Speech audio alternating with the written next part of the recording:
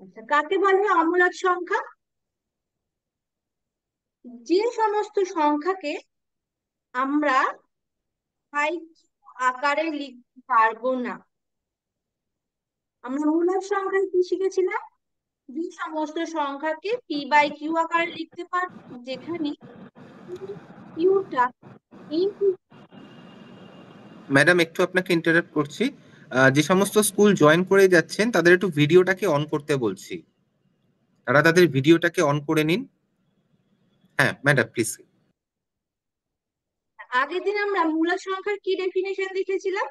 যে যে সমস্ত সংখ্যাকে পি বাই কিউ আকারে লেখা যায়, যেখানে পি কিউ হচ্ছে ইন্টিজার আর কিউ জিরো, এই সংখ্যা বলছিলাম, তাই তো?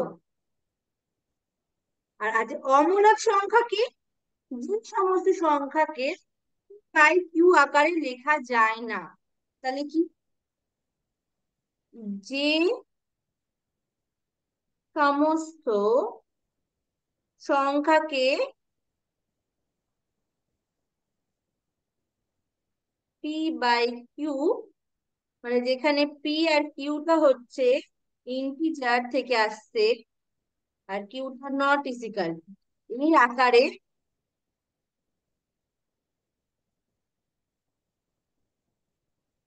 লেখা যায় না।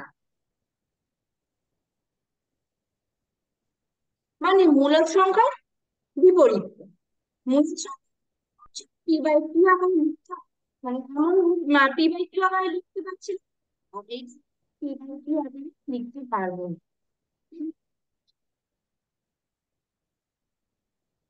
এক্সাম্পল দিলে আরো সুবিধা হবে বুঝতে। আচ্ছা, সাপোজ ধরো 0.73। আচ্ছা, এই সংখ্যাটাকে বলো তো আমরা পি বাই কিউ আকারে কি লিখতে পারবো? এটা কি মূলদ সংখ্যা হচ্ছে?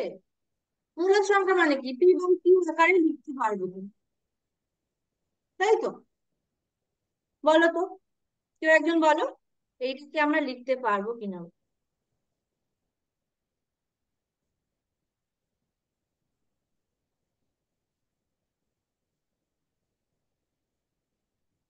বলো কেউ একজন যে এই যে 0.673, এইটাকে আমরা পি বাই কিউ আকারে লিখতে পারবো কিনা, বল।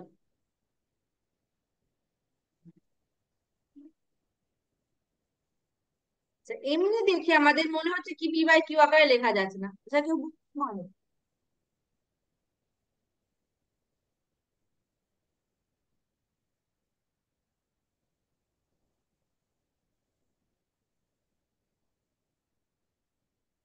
আচ্ছা, এই দেখো 0.673টাকে আমি পয়েন্ট 673/1000 লিখতে পারি তো? তাহলে এটা কি হলো? পি বাই কিউ আকারে লেখা হয়ে গেল তো। আমাদের প্রথমেই দেখে মনে হচ্ছিল না কোথায় পি বাই কিউ আকারে আছে, কিন্তু আমরা তো লিখতে পারলাম পি বাই কিউ আকার, যেখানে কি পিটা হচ্ছে 673 আর কিউটা হচ্ছে 1000, আর কিউটা নট ইজিক্যাল টু জিরো। তাহলে এটা আমাদের অমূলক সংখ্যা নয়, মূলক সংখ্যা। ঠিক আছে, তাহলে অমূলক সংখ্যা কোনগুলো হবে?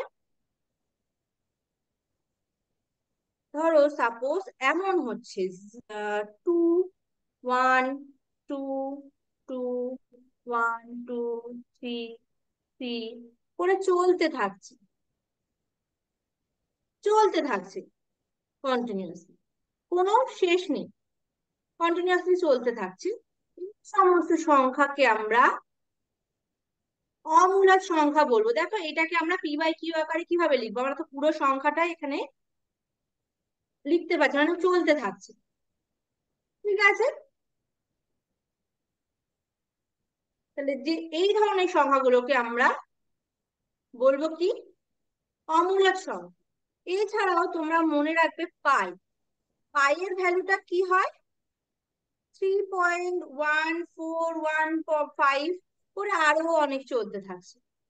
এই পাই সংখ্যাটাকে আমরা বলবো এটা অমূলক সংখ্যা। কি বলবো? অমূলক সংখ্যা। এছাড়াও √2, √5, যেগুলোকে আমরা রুট থেকে বার করতে পারবো না। তোমরা দেখবে ক্যালকুলেটরে দিয়ে, বা তোমরা আগে শিখেছো যে ভ্যালু কিভাবে বার করে, √2 বা √5। তাহলে সেইগুলোকে আর সেইগুলোর ভ্যালু বার করে দেখবে তোমার ক্যালকুলেটর দিয়ে, বা এখন করেছো থাকছে। উম, এই √2 ভ্যালুটা যেমন 1.4142 করে চলতে থাকছে, কেমন? এরকমই দেখবে √5 এরও সেম হয়। তাহলে এই ধরনের সংখ্যাগুলোকে বলা হবে কি? অমূলক সংখ্যা। এদেরকে আমরা p/q আকারে লিখতে পারছি না, যেখানে p আর q টা হচ্ছে ইন্টিজার আর কিউটা নট ইজিক্যাল টু 0। এই আকারে আমরা লিখতে পারছি না। ঠিক আছে? তোমাদের মনে হতে পারে কেন √2/1 লিখছি, কিন্তু দেখো এখানে এই যে এটাকে তোমরা পি বলছো, এটা কিন্তু ইন্টিজার হবে না। ঠিক আছে, বোঝা গেল? এই অবধি কারোর কোথাও অসুবিধা আছে? তাহলে আমরা মূলদ সংখ্যা কাকে বলে জেনে নিলাম, যে মূল কে বলছে। আচ্ছা, আমরা আগে যেই সমস্ত সংখ্যাগুলোকে শিখেছিলাম, যেমন integer, rational number, natural number, যে নাম্বার গুলোকে আমরা আগে এতে শিখলাম, সেই নাম্বার এইগুলোকে আমরা সংখ্যা রেখায় কিভাবে প্রকাশ করবো ভেবেছিলাম। আমরা এই অঙ্ক সংখ্যাকে কিভাবে আমরা সংখ্যা রেখায় রিপ্রেজেন্ট করব সেটা আমরা দেখব। ঠিক আছে? আচ্ছা, ধরো তোমাদেরকে বলেছে √2 কে সংখ্যা রেখায় প্রকাশ করো, সংখ্যা রেখা স্থাপন করতে। সরি,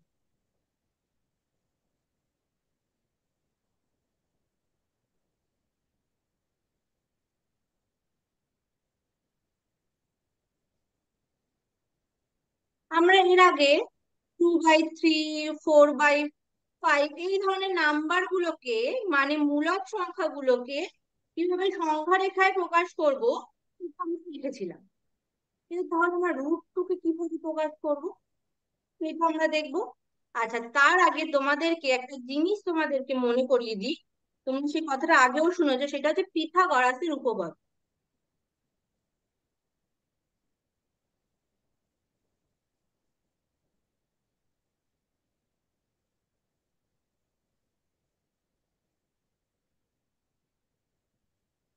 পিথাগোরাসের উপপাদ্য কি ছিল? কি ছিল কেউ বলতে পারো? পিথাগোরাসের উপপাদ্য কি ছিল? বলো, কেউ একজন বলো।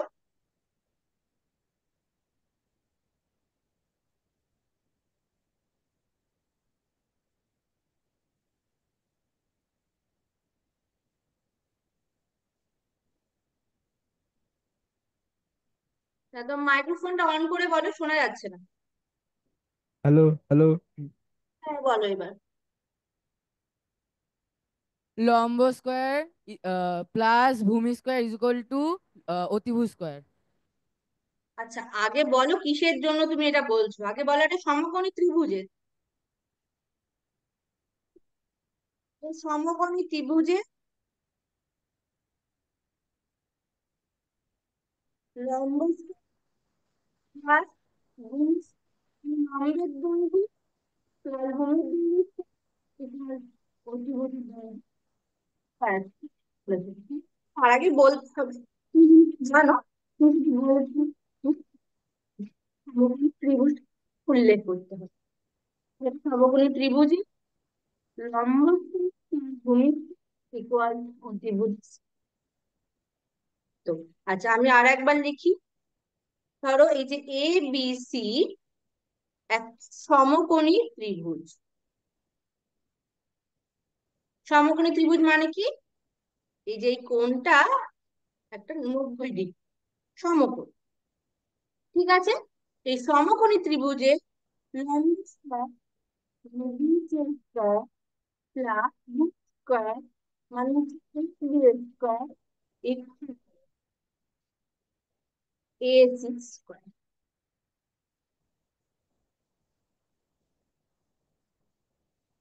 বোঝা গেল?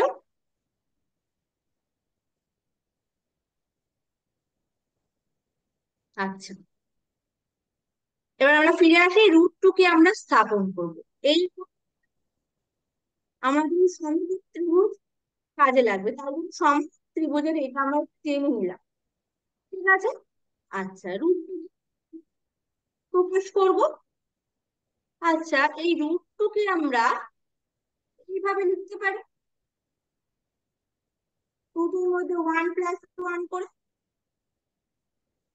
ঠিক আছে, আচ্ছা এই রুট এইটাকে আমরা কি লিখতে পারি? One square plus one square লিখতে পারি। লিখতে পারি তো? আচ্ছা, এখান থেকে ওপরে আর একটা জিনিস জেনে নাও, এই যে এসি যদি আমরা রুট স্কোয়ার থেকে তুলে রুট আসবে, তাহলে এরকম হয়ে যাবে, তাই তো? অন্য কিছুর ক্ষেত্রে প্লাস মাইনাস হয়, এখানে যেহেতু এটা তাই জন্য প্লাস ভ্যালু নিচ্ছে। আচ্ছা, তাহলে আমরা দেখো কি পেলাম, root two equals to root over one square plus one square. তাহলে প্রথমে আমরা একটা সংখ্যা রেখা আগে আঁকবো।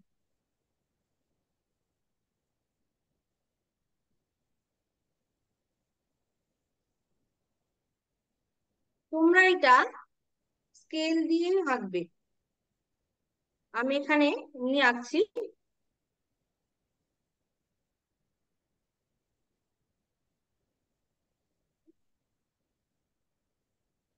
আচ্ছা, এই সংখ্যা রেখায় ধরো এইটা হচ্ছে জিরো, এইটা হচ্ছে ওয়ান, এটা হচ্ছে, লিখছে না, এতে আমাদের কাজ এখানে মিটে যাবে। ঠিক আছে, আচ্ছা তাহলে এখান থেকে আমরা কি বুঝছি? কি বুঝছি এখান থেকে আমরা? একটা এমন একটা সমকোণী ত্রিভুজ যার লম্বটা হচ্ছে এক ইউনিট, ভূমিটা হচ্ছে এক ইউনিট, আর অতিভুজের দৈর্ঘ্যটা কত হচ্ছে √2, তাই তো? তাহলে দেখো আমরা এখানে একটা সমকোণী ত্রিভুজ আঁকবো। কিভাবে আঁকবো? এইটা হচ্ছে তোমাদের সংখ্যা রেখে এক ইউনিট, এই যে ওয়ান অব্দি, এই ওয়ান থেকে আমি একটা লম্ব টানবো, যেহেতু আমি তাহলে এখান থেকে আমরা একটা লম্ব টানবো। তোমরা এটা চাঁদা বসিয়ে তোমরা আঁকবে। ঠিক আছে, আচ্ছা এইটা ধরো এক ইউনিট, আমি নাম দিই, এইটাকে আমি এ নাম দিলাম, এই বিন্দুটাকে আমি বি নাম দিলাম। আচ্ছা, এইটাকে আমি বিটকে আমি করে দিলাম। তাহলে এটা ত্রিভুজ তৈরি হয়ে গেল, কারণ আমি এ বিন্দু থেকে বি লম্ব টেনেছি, তাহলে এটা সমকোণী ত্রিভুজ হলো। তাহলে এর দৈর্ঘ্যটা কত? √2 one square plus one square মানে √2। তাহলে আমরা √2 কে পেয়ে গেলাম। রুট এখান থেকে ও থেকে বিয়োগ এই দৈর্ঘ্যটা। আচ্ছা, আমরা কি জানছিলাম, যে আমাকে যদি সংখ্যা এক করতে হয়, তাহলে জিরো থেকে এক অব্দি এক দৈর্ঘ্যটা তোমাকে ওখানে স্থাপন করতে হয়। আমরা √2 দৈর্ঘ্যটা জেনে গেছে, √2 দৈর্ঘ্যটা হচ্ছে এখান থেকে ও থেকে বিয়োগ, সরি এটাকে আমি প্রথমে জিরো দিয়েছিলাম, এই জিরো বিন্দুটাকে ও দিয়ে বা অন্য কিছু দাও, কারণ ওটাকে না তো জিরোর সাথে গুলিয়ে যাচ্ছে, সি দিয়ে দাও। বিন্দুটা হচ্ছে জিরো আর বিন্দুর নামকরণটা করেছে সি। ঠিক আছে, আচ্ছা এই সি আর বি হয়ে গেছে। তো আমাকে তো বলেছে সংখ্যা রেখা স্থাপন করতে, আমি তো সংখ্যা রেখা থেকে ওপরই পেয়েছি রুটটাকে। তাহলে সংখ্যা রেখাকে কি করে নিয়ে আসবো? এই সংখ্যা রেখাতে নিয়ে আসার জন্য আমরা কম্পাস ইউজ করব। কি করব? এই যে আমরা ব্যাসার্ধ ধরি, আর বৃত্ত অঙ্কন করব। আমি এখানে হাত দিয়ে করছি, তোমরা কম্পাস দিয়েই করবে। আচ্ছা, সাপোজ ধরো এইরকম ভাবে একটা বৃত্ত অঙ্কন করছি। পুরোটা করতে হবে না, এই যে হবে, কারণ এই সি ধরতে ব্যাসার্ধ বৃত্ত অঙ্কন করবে, বৃত্ত অঙ্কন করবে। এই সংখ্যা রেখাকে কাজ করছে, অত দিনে কাজ করছে। এই বিন্দুটার নাম পি দাও। এই পি বিন্দুটা হচ্ছে রুক্ষ বিন্দু। এবার তোমাদের মনে হতে পারে লাইনে। এই, হ্যাঁ কিছু বলছো? আচ্ছা, তোমাদের মনে হতে পারে এইটা হচ্ছে আচ্ছা, তোমরা দেখো এই বিন্দু ছিল ব্যাসার্ধ, তাই তো? কেন্দ্র সি থেকে বি অব্দি কিন্তু ব্যাসার্ধ। তাহলে এই আচ্ছা,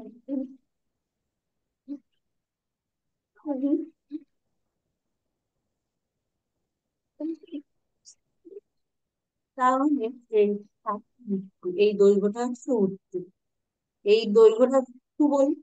এইটা হচ্ছে, এই পয়েন্টটা হচ্ছে তোমাদের টু পয়েন্ট। বোঝা গেল? তোমরা এটা এই সমকোণটা আঁকার ক্ষেত্রে তোমরা চাঁদা ইউজ করবে, আর এই স্কুল স্কিন সাদা কম্পাস দিয়ে তোমরা এটাকে আঁকবে। ঠিক আছে? বোঝা গেল? তাহলে আমরা রুটটাকে কিভাবে প্রকাশ করলাম, বোঝা গেল?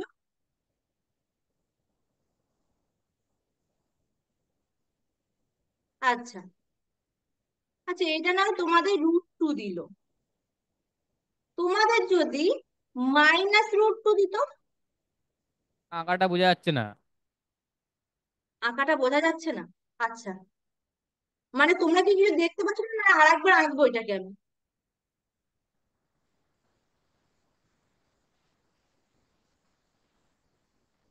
মানে বুঝতে পারো না নাকি আঁকাটাকে দেখতে পাচ্ছ না, কি আমি বুঝতে পারছি না, ঠিক করে বলো। আচ্ছা, আমি আর একবার বলে দিচ্ছি। আচ্ছা দেখো, রুট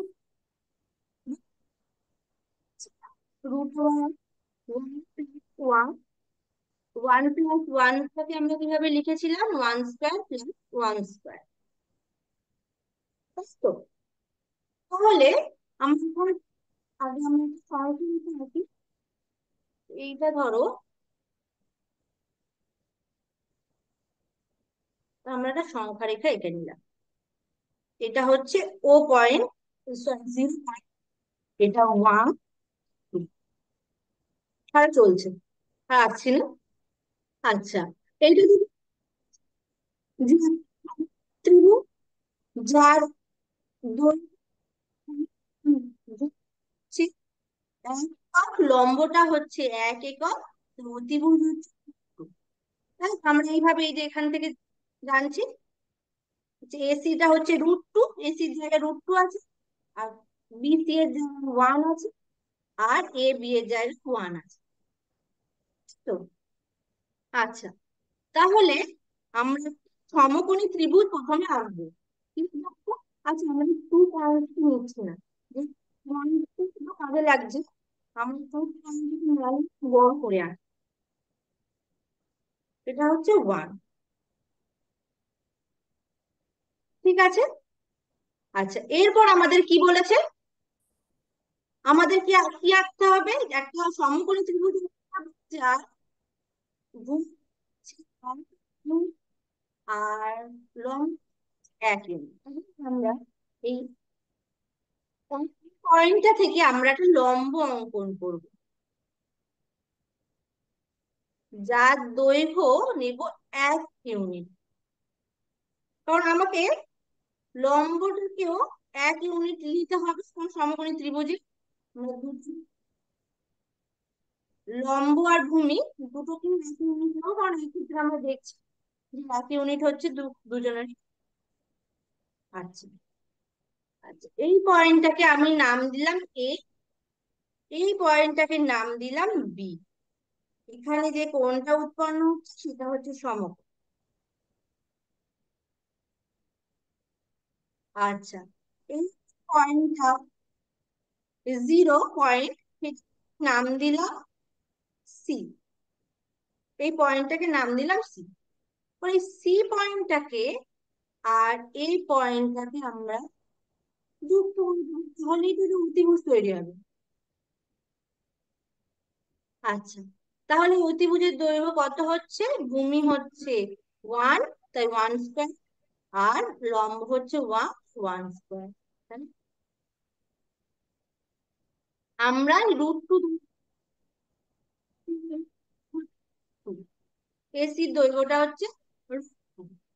তাহলে আমরা রুট পেয়ে গেলাম।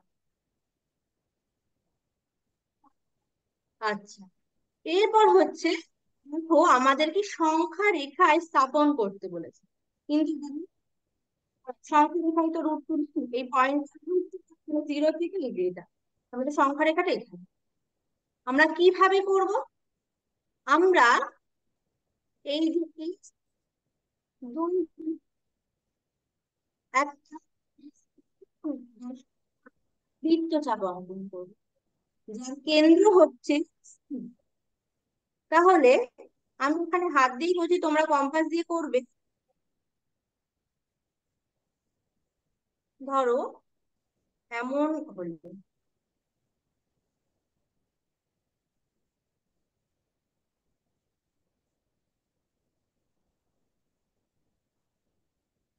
এটা ঠিকঠাক হলো না, কারণ এখানে ঠিকঠাক ভাবে এটা করা যাচ্ছে না।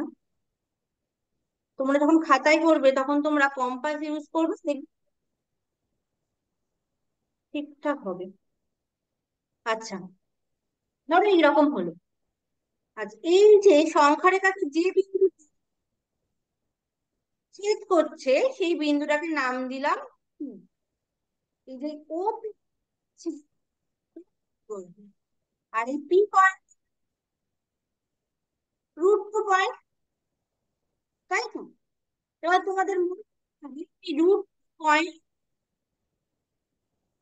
এই √2 পয়েন্ট আমরা তাহলে বৃত্ত অঙ্কন করলাম, ছিল তো √2 পয়েন্ট এই দৈর্ঘ্যটা। যখন বৃত্ত অঙ্কন করলাম যার ব্যাসার্ধ হচ্ছে √2, তাহলে আমরা এই সিপিটাও একটা বৃত্তের ব্যাসার্ধ,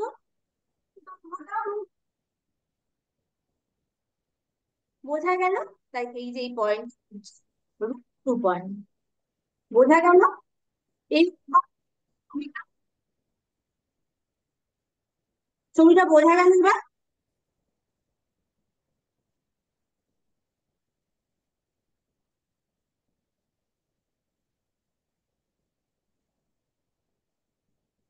এবার বুঝতে পেরেছো ছবিটা?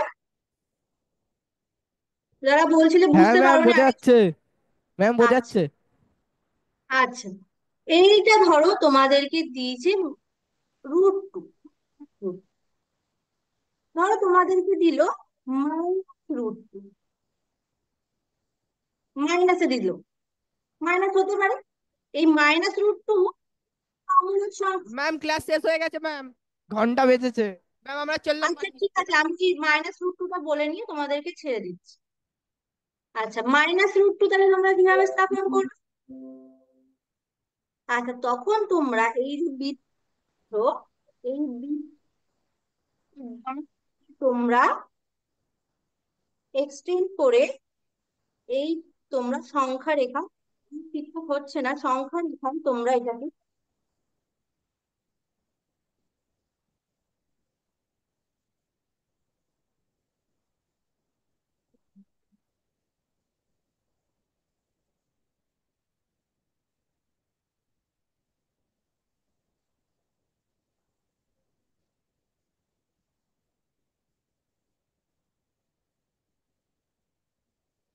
তোমরা ঠিক করে দেখবে, এটা ঠিক এমন ভাবে এসে এই দিক কিছু একটা একের পর এটা এই এইরকম জায়গায় ছেদ করবে।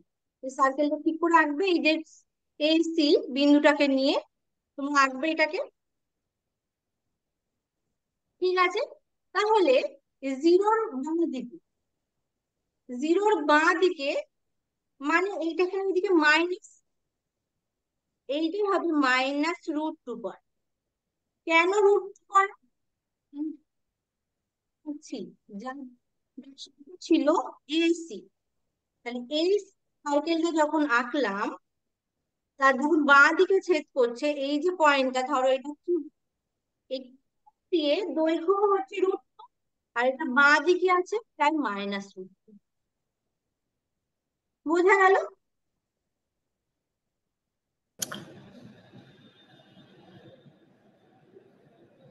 ঠিক আছে, তাহলে তোমাদের ক্লাসে শেষ হয়ে টাইম হয়ে গেছে।